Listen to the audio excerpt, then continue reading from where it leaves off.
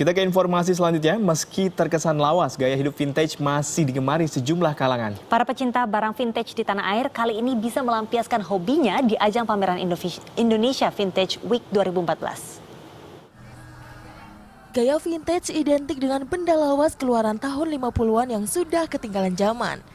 Tapi nggak semua loh. Buktinya barang-barang vintage yang dihadirkan di Indonesia Vintage Week 2014. Sebagian besar barang yang sudah jarang ditemui ini bakal memanjakan mata dalam aneka pilihan unik dan tentu saja ramah lingkungan. Ya, siapa bilang barang vintage itu kuno? Selain harganya yang dapat melambung tinggi, barang vintage ini masih banyak memiliki penggemar di zaman modern seperti ini. Produk vintage yang dipamerkan tak hanya mengandalkan busana, namun juga produk interior, musik, fotografi, furnitur, dan masih banyak lagi.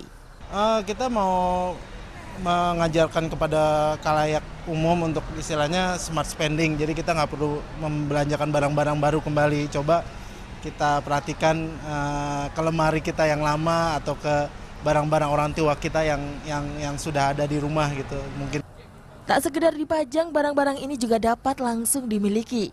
Jenisnya bermacam-macam. Ada yang masih orisinal, barang bekas yang diremajakan kembali, serta barang yang terinspirasi nuansa vintage. Untuk urusan harga dibanderol mulai 50.000 hingga puluhan juta rupiah.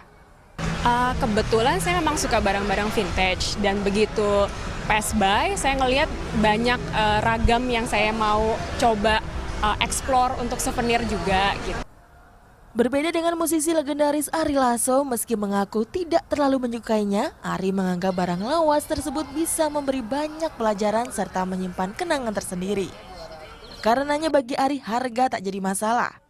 Senang, feeling, dicek bener, ya beli gitu. Kalau nggak feeling, lagi nggak mood ya nggak gitu. Ada lebih dari 25 merek lokal berbasis kreatif, desain, seni, dan kerajinan tangan yang turut berpartisipasi. Salah satunya Tommy Zulkarnain. Ia menjual elektronik vintage khususnya Polaroid. Sebagai pengumpul Polaroid kuno, Tommy tidak menemui kesulitan berarti dalam memburu koleksinya. Oke, barang-barang vintage Jakarta ya sebenarnya nggak sulit. Mungkin jodoh-jodohan, bisa dibilang jodoh-jodohan karena gini.